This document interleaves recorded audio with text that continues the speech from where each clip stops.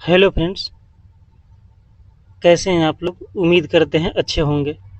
दोस्तों, आज हम railway group D 17/8/2022 first shift का साइंस का क्वेश्चन जितना भी पूछा गया है उसका हम इस सेशन में डिस्कशन करने वाले हैं। दोस्तों, ये रुक्मणी पब्लिकेशन का बुक है और जितने भी मतलब जो 2018 से 2025 तक जितने भी क्वेश्चन पूछे गए हैं दोस्तों, वो सारे क्वेश्चन मेरे पास उपलब्ध हैं और एक-एक करके हम, जैसे अभी ग्रुप डी, उसके बाद ख़त्म हो जाएगा तो उसके बाद टेक्नीशियन एएलपी, जितने भी क्वेश्चन पूछे गए हैं साइंस का वो हम डिस्कशन करवाएंगे, जो कि आप लोग के आने वाले जो एग्ज़ाम है ग्रुप डी और एएलपी और टेक्नीशियन, इसमें आपको बहुत ही फ़ायदा मिलेगा साइंस के मामले में। तो दोस्तों, और मैं बता दूं कि यदि इसका पीडीएफ आपको चाहिए तो आप हमारे टेलीग्राम पर जाकर ज्वाइन कर लीजिए, जिसका लिंक इस वीडियो के डिस्क्रिप्शन बॉक्स में है। तो वहां जाकर आप लोग हमारा टेलीग्राम ज्वाइन कर लीजिए, वहां आपको ये पीडीएफ प्रोवाइड करा दिया जाएगा और बेहतर रहेगा तो आप लोग बुक भी खरीद सकते हैं। तो चलिए दोस्तों, स्टार्ट करते हैं बिना देर के हुए। तो थोड़ा जूम कर लेता हूँ। और हाँ दोस्तों, मैं बता दूं कि यदि ये सेशन अच्छा लगे तो आप लोग सेशन को एक लाइक ज़रूर कर दीजिएगा और ऐसे ही डिस्कशन के लिए हमारे चैनल को सब्सक्राइब ज़रूर कर लीजिएगा। और हम ऐसे ही डेली 25-25 क्वेश्चन का सेशन करेंगे। उसके बाद फिर आगे 50-50 क्वेश्चन का है जो एनटीपीसी जो पूछा गया है, एनटीपीसी टेक्नीशियन ये सब, तो उसका हम लोग जितना भी सेट में क्वेश्चन रहेगा वो पर डे हम एक सेट करवाएंगे आप लोग को, जिससे आप लोग को साइंस में बेहतर से बेहतर स्कोर करने का मौका मिलेगा। तो चलिए दोस्तों, आज का पहला क्वेश्चन स्टार्ट करते हैं। पहला क्वेश्चन क्या कह रहा है? पहला क्वेश्चन कह रहा है, जिप्सम को गर्म करके एक रासायनिक यौगिक एक्स तैयार किया जाता है। यह एक सफ़ेद चूर्ण है और इसका उपयोग अग्निरोधी पदार्थ के रूप में होता है। यौगिक एक्स क्या है? तो जिप्सम को जब गर्म करते हैं तो क्या बनता है? Plaster of Paris. तो यौगिक एक्स जो है वो क्या हो जाएगा? प्लास्टर ऑफ पेरिस हो जाएगा। इसका हम लोग रासायनिक समीकरण की बात करें तो एक सेकेंड, थोड़ा इसका रासायनिक समीकरण की बात करें तो इसका रासायनिक समीकरण देखते हैं क्या होता है जब प्लास्टर ऑफ पेरिस को गर्म करते हैं। प्लास्टर ऑफ पेरिस का फॉर्मूला जो होता है CaSO4 प्लस H2O, और ये 393 केल्विन पे गर्म करते हैं तो ये हमको क्या देता है? CaSO4 half H2O plus H2O जल। ठीक है, तो इसको यदि हम संतुलित करेंगे तो यहाँ पे 2 दे देंगे और उसके बाद फिर 2 और यहाँ पे क्या हो जाएगा? 3H2O। तो ये जो है जिप्सम से प्लास्टर ऑफ पेरिस का ये जो समीकरण है, जिप्सम से गर्म करके प्लास्टर ऑफ पेरिस बनाने का समीकरण है ये, आप लोग इसे ज़रूर ध्यान दीजिएगा। नेक्स्ट क्वेश्चन क्या कह रहा है? निम्न में से किस प्रकार के प्रतिबिंब पर्दे पर प्राप्त किए जा सकते हैं? तो किस प्रकार के प्रतिबिंब जो है पर्दे पर प्राप्त किया जा सकता है? तो वास्तविक और बड़ा हो जाएगा और वास्तविक और छोटा, यानी 1 और 2। ऑप्शन सी इसका राइट आंसर हो जाएगा, 1 और 2। नेक्स्ट क्वेश्चन है, निम्नलिखित में से किस यौगिक का उपयोग श्वेत श्याम फोटोग्राफी में किया जाता है? तो जो फोटोग्राफी में किसका किया जाता है? तो सिल्वर क्लोराइड और सिल्वर ब्रोमाइड दोनों का। किसका दोस्तों? सिल्वर क्लोराइड और सिल्वर ब्रोमाइड दोनों का होता है। इसको आप लोग ध्यान रखिएगा। नेक्स्ट क्वेश्चन क्या कह रहा है? एक धारावाही परिनालिका के लिए इनमें से कौन से कथन सही है? तो इनमें से कौन सा कथन सही हो जाएगा? तो ये जो हो जाएगा, इसका उपयोग मृदु लोहे के टुकड़े को चुंबकित करने के लिए किया जा सकता है। तो ये बिल्कुल सही है, पहला स्टेटमेंट है जो बिल्कुल सही है। यह क्षण चुंबक की भांति कार्य करता है। तो नहीं दोस्तों, ये क्षण चुंबक के भांति कार्य नहीं करता है। यहाँ लिखा है क्षेत्र रेखाएं संकेंद्रित वृत्त होती है। तो बिल्कुल क्षेत्र रेखाएं जो है वो संकेंद्रित वृत्त होती है। ये जो बुक में दिया है 1 और 2 दोनों, तो ये सही नहीं होगा दोस्तों। 1 और 3 ये सही हो जाएगा। ऑप्शन ए इसका सही जवाब हो जाएगा। ऑप्शन सी दिया है बुक में, तो सी नहीं होगा, ये ऑप्शन ए इसका राइट आंसर होगा। नेक्स्ट क्वेश्चन है, एड्स का पूर्ण रूप क्या है? तो एड्स का पूर्ण रूप की बात करें तो acquired immune deficiency syndrome, option D इसका सही जवाब होगा। नेक्स्ट क्वेश्चन है, न्यूलैंड्स के अष्टक नियम में पहला तत्व कौन सा है और अंतिम तत्व कौन सा है, इसको देखना है।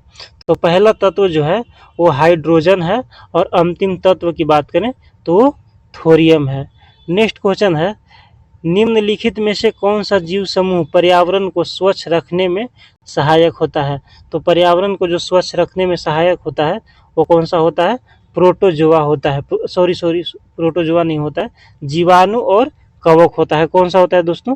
जीवाणु और कवक। इसका राइट आंसर ऑप्शन डी हो जाएगा। नेक्स्ट क्वेश्चन है 8 नंबर, गोलीय दर्पण के मुख्य अक्ष के बारे में इनमें से कौन से कथन सत्य है? तो ये इनमें से कौन सा कथन सत्य हो जाएगा, देखते हैं। तो ये जो दिया है पहला कथन, यह दर्पण पर अभिलंब होता है, तो ये बिल्कुल सही है। दूसरा कथन क्या कह रहा है? आपतन बिंदु हमेशा मुख्य अक्ष पर स्थित होता है। नहीं दोस्तों, आपतन बिंदु मुख्य अक्ष पर नहीं, बल्कि ये कहीं भी हो सकता है। नेक्स्ट क्वेश्चन क्या कह रहा है? नेक्स्ट स्टेटमेंट, मुख्य फोकस हमेशा मुख्य अक्ष पर स्थित होता है। तो ये तीसरा स्टेटमेंट भी सही है। इसका राइट आंसर ऑप्शन डी हो जाएगा, 1 और 3 दोनों। नेक्स्ट क्वेश्चन क्या कह रहा है? कशेरुकियों की यकृत कोशिकाओं में SER द्वारा कौन सा महत्वपूर्ण कार्य किया जाता है? तो कौन सा महत्वपूर्ण कार्य किया जाता है? पहले हम बात करें SCR का। SCR का मतलब होता है स्मूथ इंडोप्लाज्मिक रेटिकुलम। इंडोप्लाज्मिक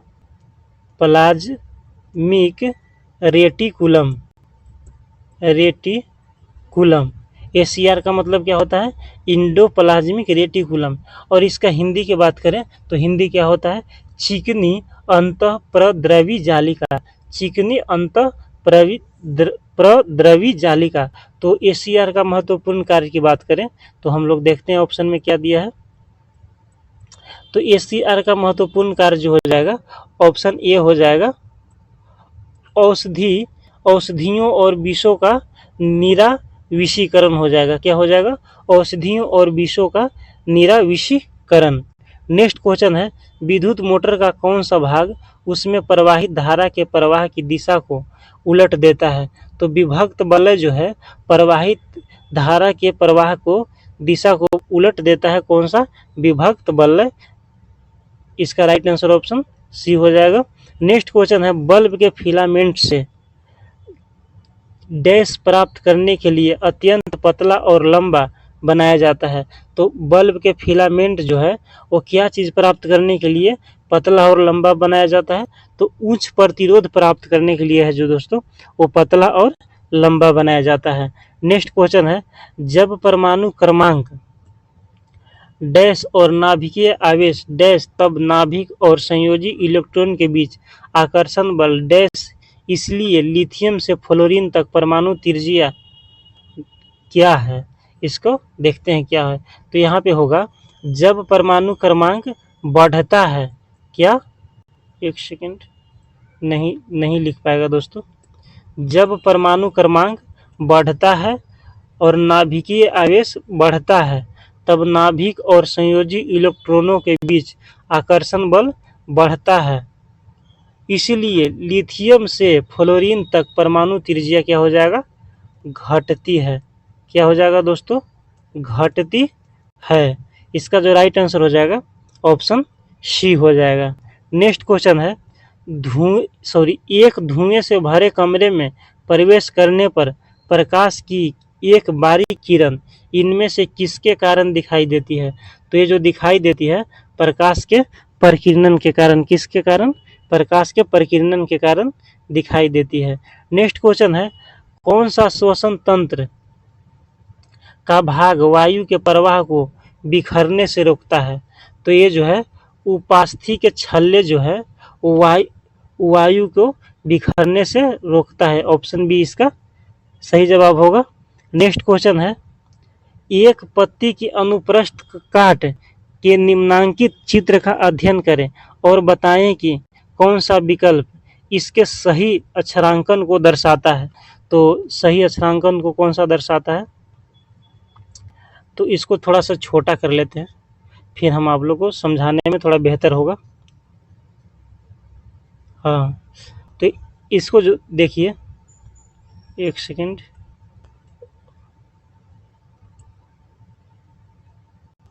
हाँ, अब समझाते हैं। ये जो एक नंबर है वो क्या हो जाएगा, ऊपरी अधिचर्म हो जाएगा। 2 नंबर क्या हो जाएगा, निचली ब्राह त्वचा हो जाएगा। और 3 नंबर क्या होगा, रक्षक कोशिका होगा। और 4 नंबर की बात करें तो वायु अवकाश होगा। और 5 नंबर की बात करें तो ये हरित लवक होगा। इसका राइट आंसर ऑप्शन सी हो जाएगा। नेक्स्ट क्वेश्चन क्या कह रहा है, नेक्स्ट क्वेश्चन देखते हैं। तो थोड़ा जूम कर लेता हूं। नेक्स्ट क्वेश्चन कह रहा है, श्वसन की इनमें से किस अभिक्रिया में ऑक्सीजन की आवश्यकता होती है। तो श्वसन की इनमें से किस अभिक्रिया में ऑक्सीजन की आवश्यकता होती है दोस्तों। तो इसको बात करें तो पायरुवेट के CO2 एंड H2O और ऊर्जा में रूपांतरण, ऑप्शन ए इसका सही जवाब हो जाएगा। तो इस कह क्या रहा है क्वेश्चन, तो श्वसन की इनमें से किस अभिक्रिया, तो श्वसन की जो है पायरुवेट के CO2 H2O और ऊर्जा के रूपांतरण में ऑक्सीजन की आवश्यकता होती है। नेक्स्ट क्वेश्चन है, निम्नलिखित में से कौन सा संबंध ओम के नियम के सही गणितीय रूप का निरूपण करता है। तो कौन सा जो दोस्तों, तो V बराबर जो IR होता है वो ओम का नियम का गणितीय रूप जो है सही गणितीय रूप का निरूपण करता है। कौन सा, V बराबर IR। तो जैसे हम इसमें भी देखें कि आर भी आई इसमें भी है, आई आर भी इसमें भी है। तो जैसे आर बराबर दिया है तो आर बराबर क्या हो जाएगा, आर बराबर जब आर बराबर करेंगे तो भी बटा आर हो जाएगा। लेकिन यहाँ आई बटा भी दिया है तो ये गलत हो जाएगा। अच्छा, आई बराबर करेंगे तो भी बटा आर हो जाएगा, जो कि यहाँ आर बटा भी दिया है तो ये भी गलत हो जाएगा। भी बराबर आई आर ही सही होगा। नेक्स्ट क्वेश्चन है, वह प्रक्रिया जिसके द्वारा जल रिसकर भूमि में प्रवेश करता है क्या कहलाती है। तो ये जो है अंतः स्यंदन कहलाती है। अंतः स्यंदन, स्पंदन होगा दोस्तों, ये स्यंदन लिखा है, स्पंदन हो जाएगा, अंतः स्पंदन। नेक्स्ट क्वेश्चन है, निम्नलिखित में से कौन से कथन सही है। तो कौन सा कथन सही हो जाएगा दोस्तों, देखते हैं यहाँ। तो टीन लेड मिश्र धातु का उपयोग फ्यूज तार बनाने के लिए किया जाता है। तो ये बिल्कुल सही कथन है। नेक्स्ट क्वेश्चन है, फ्यूज को विद्युतमय तार से जोड़ा जाता है। दूसरा कथन भी सही है। नेक्स्ट कथन क्या कह रहा है, फ्यूज बनाने हेतु चयनित पदार्थ गलनांक का उच्च होना चाहिए। तो गलनांक उच्च हो जाएगा तो फ्यूज थोड़े ना होगा। तो इसका जो राइट आंसर हो जाएगा 1 और 2 हो जाएगा, ऑप्शन सी इसका राइट आंसर होगा। नेक्स्ट क्वेश्चन है, क्लोर एल्कली प्रक्रिया में 3 उत्पाद कौन कौन से उत्पन्न होते हैं। तो क्लोर एल्कली में जो है हाइड्रोजन, क्लोरीन और सोडियम हाइड्रोक्साइड उत्पन्न होते हैं। बात करें इसकी रिएक्शन की, अभिक्रिया की, तो क्लोर एल्कली में क्या होता है, NaCl प्लस H2O पर जब विद्युत प्रवाह किया जाता है, जब NaCl H2O में जब विद्युत प्रवाह किया जाता है तो क्या हमको देता है, तो NaOH plus Cl2 plus H2, 3 दिया ना। जैसे क्लोरीन, क्लोरीन है, हाइड्रोजन है, ये रहा हाइड्रोजन, क्लोरीन और सोडियम हाइड्रोक्साइड। तो इसको हम लोग संतुलित कर देते हैं।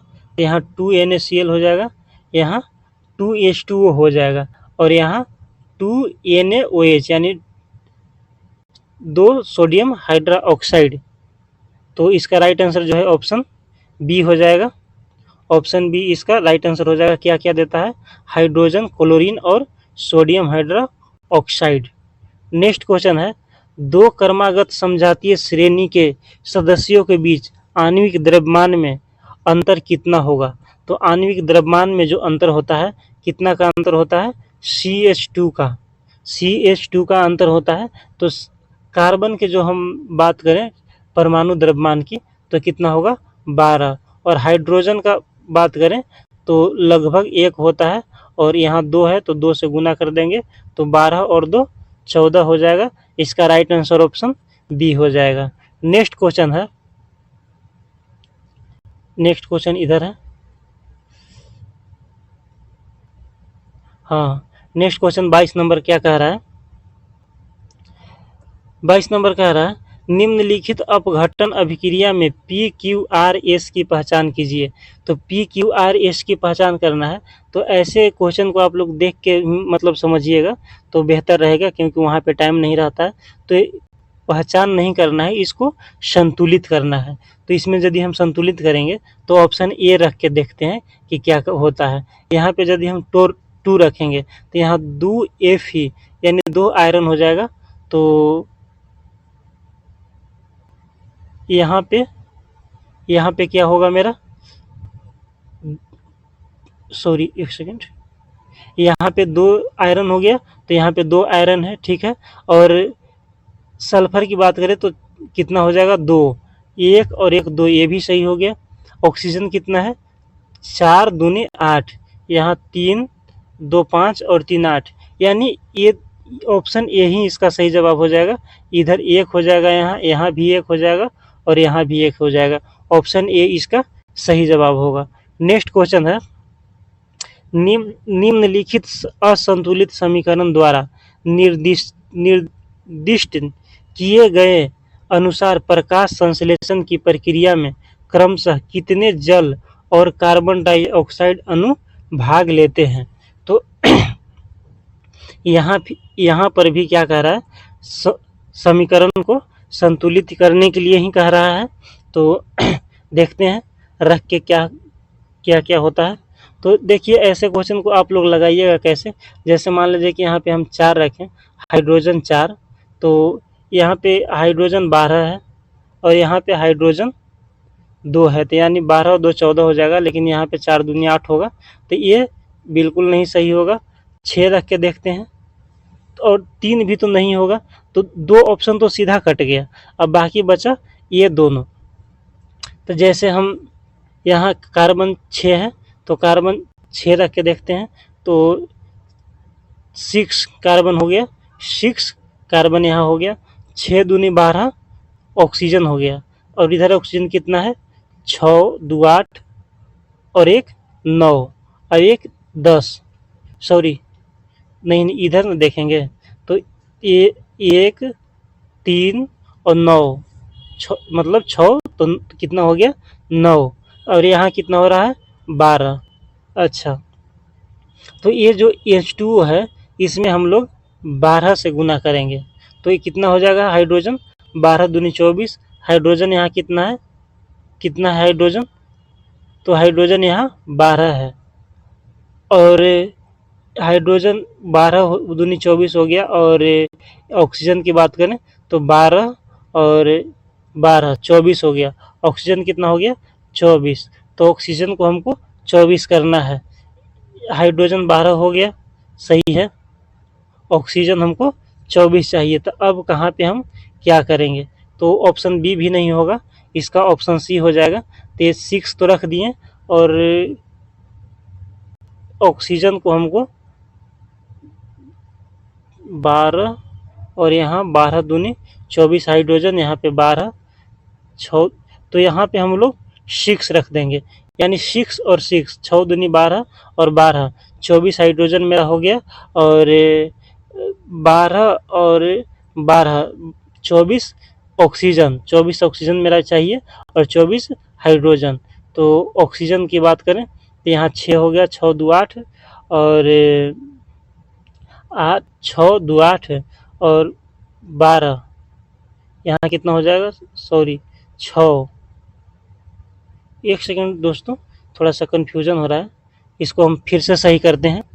तो यहाँ पे 12 H2O हो गया, 6 H2O हो गया, यानी 12 दूनी 24 हाइड्रोजन मेरा हो गया। हाइड्रोजन को ही सिर्फ बराबर कर लेते हैं, तो हाइड्रोजन यहाँ पे 12 है और यहाँ पे 6 करेंगे तो 12 6 दूनी 12 12 24 हो गया। ये बिल्कुल हाइड्रोजन तो हम लोग सही हो गया। तो यानी इसका जो राइट आंसर हो जाएगा ऑप्शन सी होगा। ये तो है, लेकिन देखते हैं कि क्या ऑक्सीजन बराबर हो पाया या नहीं। तो ऑक्सीजन इधर कितना हो गया, 12 और 12 24, 6 दूनी 12 और इधर 12 24 ऑक्सीजन हो गया, जिसमें हमको ऑक्सीजन यहाँ पे कितना हो रहा है, 6 और 6 12 और यहाँ पे भी 6 से गुना कर देंगे तो कितना हो जाएगा, 6 दूनी 12 12 24। तो जो ऑप्शन सी हो जाएगा इसका राइट आंसर होगा।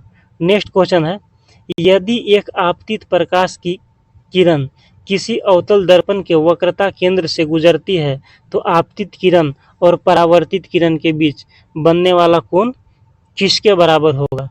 तो जैसे अवतल दर्पण की बात करें तो एक अवतल दर्पण कैसा होता है, ऐसा होता है। ये क्या होगा, मुख्य अक्ष होगा, ये फोकस होगा और यहाँ पे सेंटर होगा। तो वक्रता केंद्र से गुजरती है, तो वक्रता केंद्र से गुजारेंगे तो ये ऐसे होगा, इधर से प्रकाश जाएगा और इधर से प्रकाश रिटर्निंग होगा। तो इसके बीच जो कोण बनने वाला होगा वो 0 डिग्री के बराबर होगा। क्या होगा दोस्तों, 0 डिग्री के बराबर। नेक्स्ट क्वेश्चन है, आज का लास्ट क्वेश्चन है दोस्तों। यदि आज का डिस्कशन अच्छा लगा हो तो दोस्तों आप लोग एक लाइक ज़रूर कर दीजिएगा और ऐसे ही हम हमेशा 25-25 क्वेश्चन का सेशन हम आप लोग के लिए लेकर आते रहेंगे। तो 25 नंबर क्वेश्चन का देखते हैं क्या कह रहा है। तो ये जो कॉपर टी है, कॉपर टी क्या करता है, तो कॉपर टी के वजह से निषेचन रुक जाता है, यानी एक का डी हो जाएगा।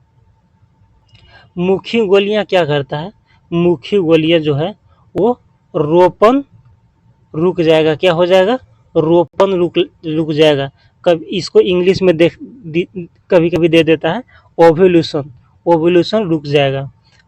और ये कॉन्डोम जो है अंडाणु को गर्भाशय तक पहुंचने नहीं देगा। और नालिका उच्छेदन है, नालिका उच्छेदन मतलब होता है नसबंधी। तो नसबंधी में क्या होता है, तो ये बी हो जाएगा, शुक्राणु गर्भाशय ग्रीवा तक नहीं पहुंचते हैं। तो देखते हैं क्या होगा, D C A B, D C A B किस में है, तो डी सी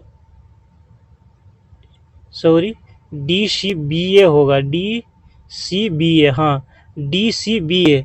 तो D C B A option D में हो जाएगा। तो इसका राइट आंसर ऑप्शन डी हो जाएगा। तो चलिए दोस्तों, आज का सेशन यहीं समाप्त करते हैं। थैंक यू दोस्तों, मिलते हैं नेक्स्ट वीडियो में।